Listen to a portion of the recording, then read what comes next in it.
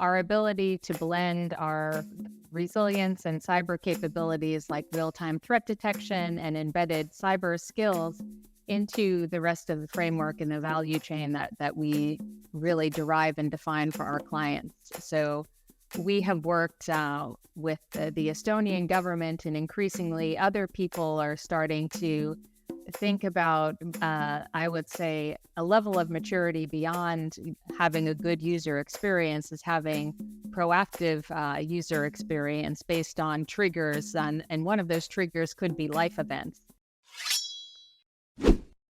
Welcome to Business Ninjas, brought to you by WriteForMe, where you'll hear from business leaders who are out there growing their business and slaying it every day. Learn from the masters. Let's get started.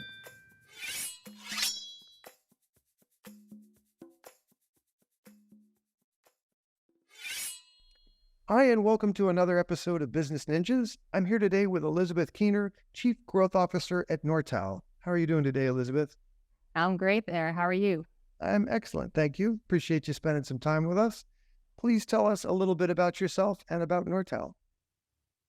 So I'm based in the New York City area, and my background is in marketing and advertising initially, and then I drifted closer and closer to technology as my career matured. And now I am with Nortal, which is a leading digital transformation consultancy with Estonian roots, although we have an intercontinental footprint now in Europe, North America, and the Middle East.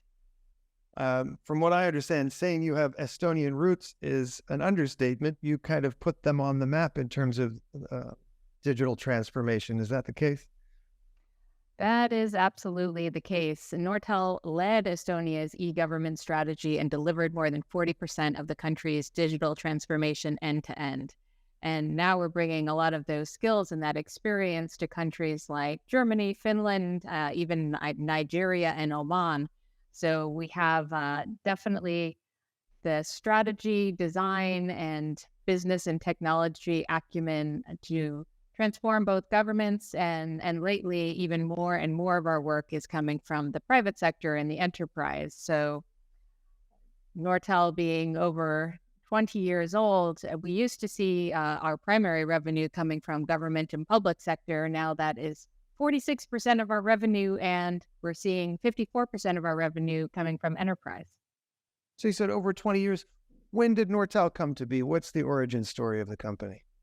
Yeah, so Nortel came to be in the year 2000. Before it was known as Nortel, the original name of the company was Web Media, and using a name like that may date it a bit. So Nortel was founded in 2000 and is headquartered in Tallinn, Estonia. It's 100% employee owned.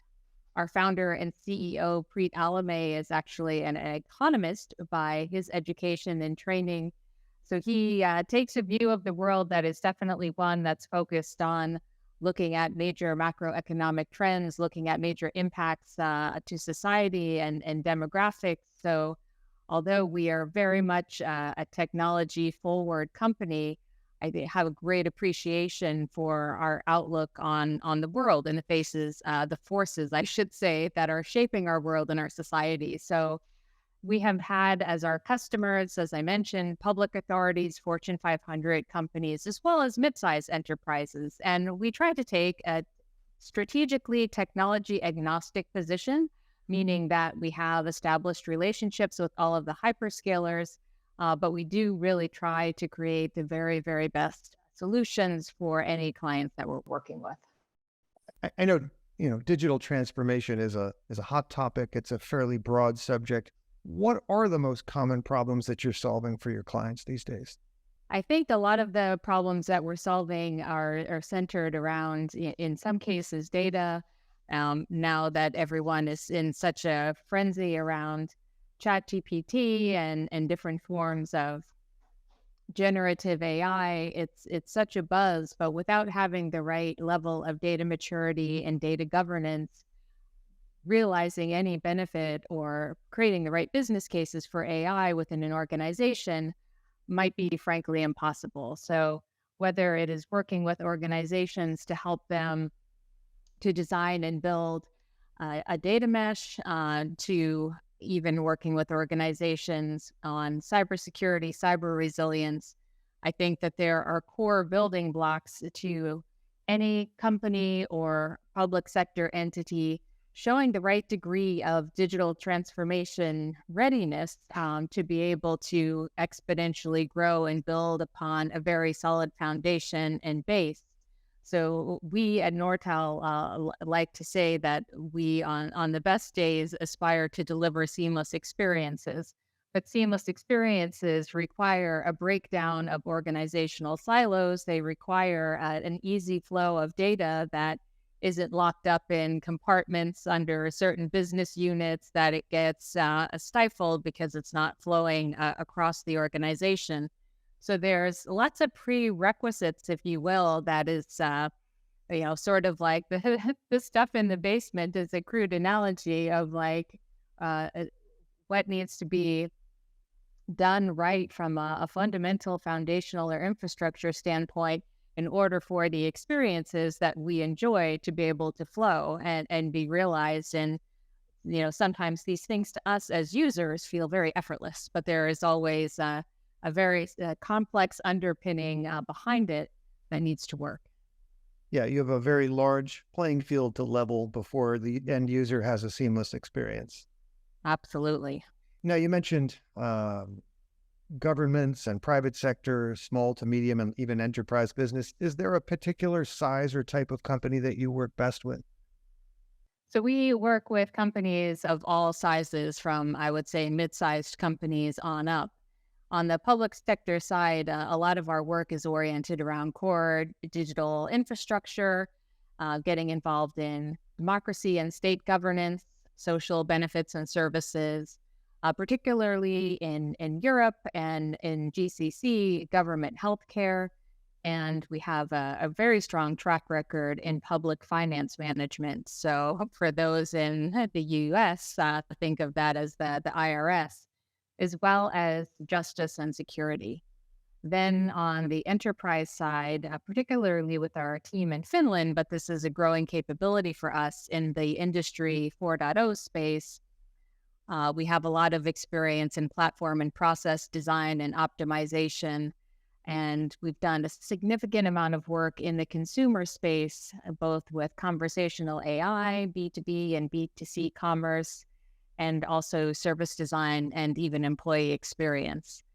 In healthcare, which is again something that we don't necessarily have in the United States, we've worked with a lot of nations on creating and implementing their national health record, and then the secure identification of that in a distributed ledger. In the energy and resources space, we've done a lot of work around supply chain management, and we've worked with biofuels companies. We're currently working with a global solar company. So I am quite excited about the fact that we are, in fact, very instrumentally involved in working with companies that are part of the energy transition and working with new clean energy sources. And on the financial services and insurance side, we've done identity management work and core banking modernization and automated data management. So it's quite a vast array of capabilities and industries that we touch. But I think that is what makes myself and the people on our team so excited to come to work every day, because week after week, month after month, you always have a new challenge that you're working on.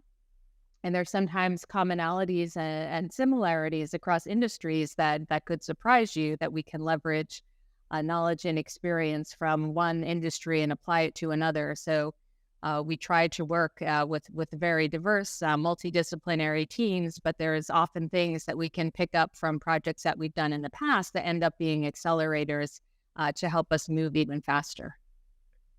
I would think that your experience in such heavily compliance, governance, and security-related areas, government, and would really appeal to all these sort of enterprise businesses as they look to you as a possible source of digital transformation help. So kudos to you for that. What, aside from that broad experience and that level of governmental expertise, what makes Nortel stand out from its competition? I think that what makes us stand out the most is our ability to blend our resilience and cyber capabilities like real-time threat detection and embedded cyber skills into the rest of the framework and the value chain that we really derive and define for our clients. So we have worked with the Estonian government, and increasingly other people are starting to think about, I would say, a level of maturity beyond having a good user experience is having proactive user experience based on triggers. And one of those triggers could be life events. So before you know you need something, that service gets delivered to you. And a famous example of this is in Estonia. If you're a mother who's having a child, the government knows the baby was born and you don't have to lift a finger to collect any of your social benefits that you're entitled to. They will just show up. The direct deposit shows up to your bank account. Whatever shows up at your front door happens automatically. So making this shift from feeling seamless to even effortless, I think, is something that we challenge ourselves to do every day.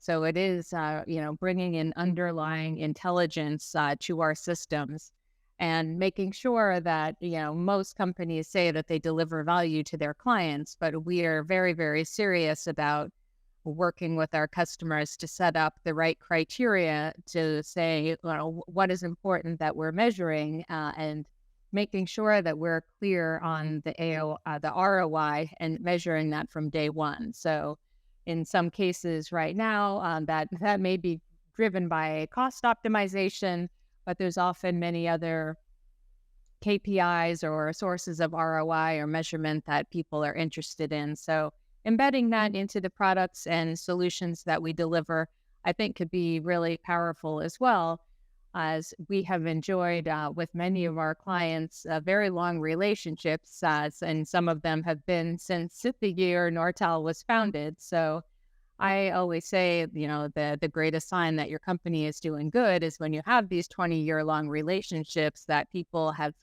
stuck with us because they see this consistency of value being delivered. And this is something that at the cornerstone of Nortal is this real focus on value. Excellent.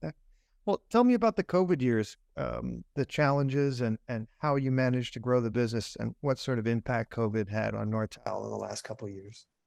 Yeah, so I just caught the tail end of COVID since I've been at Nortal, but I will say, as somebody who was leading a digital transformation during the COVID years in general, is COVID put everyone's digital transformation or digitization, digital service delivery on steroids.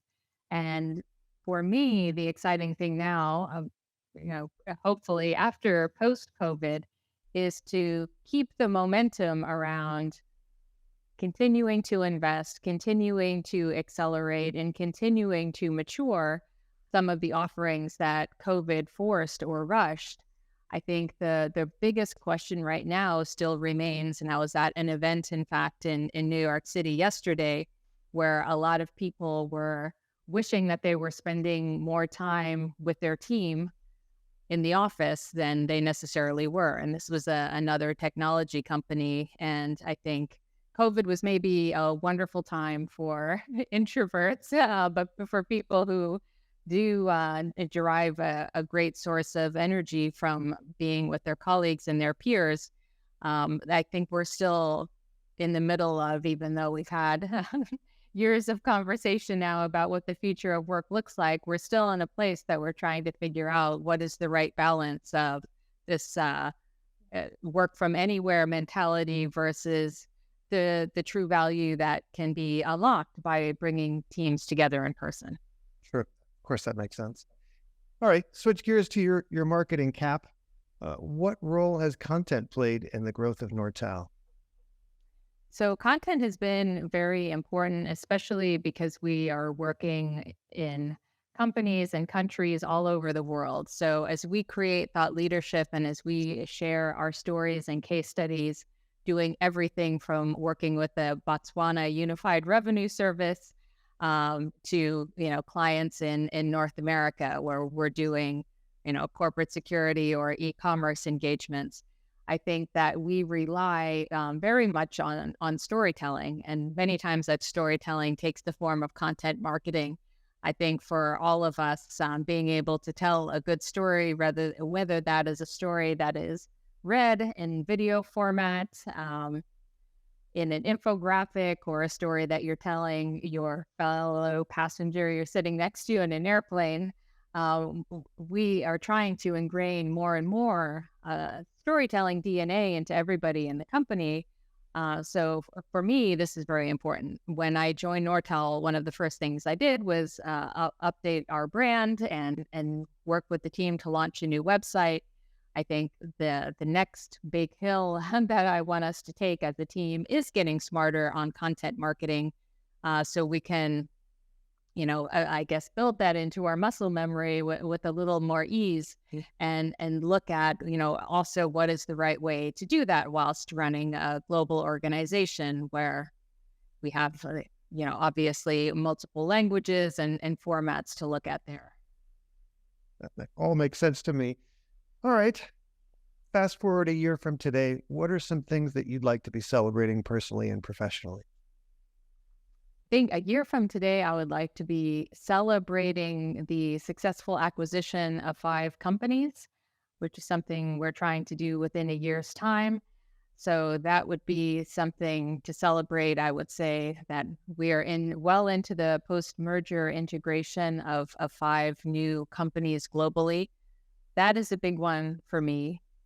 And I think in a year, I would also like to see the revenue size for us in North America double from what it is today, because I think that we have so much market potential and growth potential in North America to realize that would be something else I'd be really excited about. Excellent. All right. Please tell us, what is your URL? Where can people find Nortal? And what social media outlets you're using these days as well?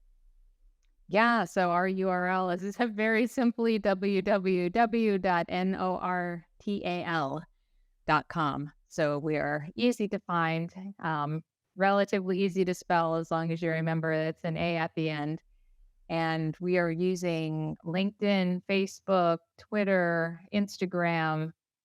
If there's others that we should be using, maybe that's something you can advise Andrew. But those are the primary ones for now, I would say. Well, it's true. I do know a guy. It is true. Elizabeth Kiehner of Nortel, thank you for spending some time with us today on Business Ninjas. I wish you and Nortel all the best in the future. Thank you for being with us today. Thank you, Andrew.